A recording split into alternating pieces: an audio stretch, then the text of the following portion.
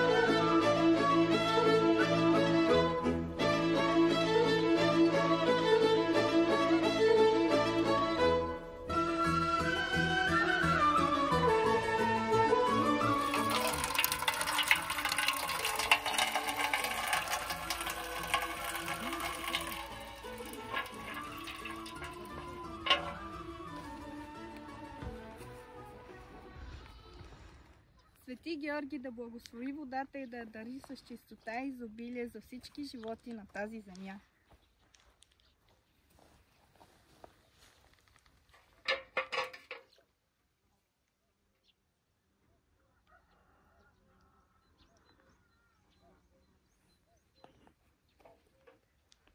Свети Георги, покровител на овчарите и земеделците, благослови това агне за здравето и благополучието на всички ни.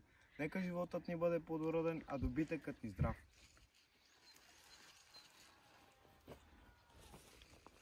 На Свети Георги Курбан да бъде здраво и благодатно всичко, що създава ръката на човека.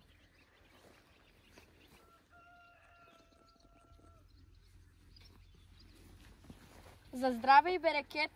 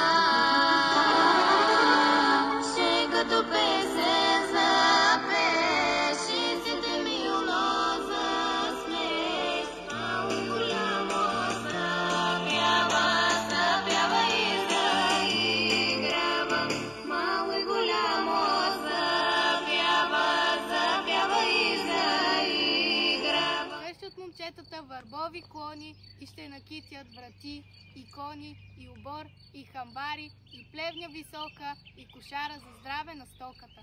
А мъжете ще колят гергьовски курбани и щом бият вечерня камбаните, ще отидат жените с дискоси бели да обходят пред празник умрелите. Вечерта ще прекръстят децата заспали, пред светята свещ ще запалят те и ще легнат доволни и сън ще сънуват, за да пребъде празника. А момците ще вържат в градините люлки, да лелеят момите и булките, и на тях от овошките цветя ще се рони, ще се слънцето смее през склоните, и ще кънтят надалеко припевки и гори, и ще светят лицата им румени. През тревица миризлива, мама ред по ред на всички прясно мляко ни налива, в малки хубави панички.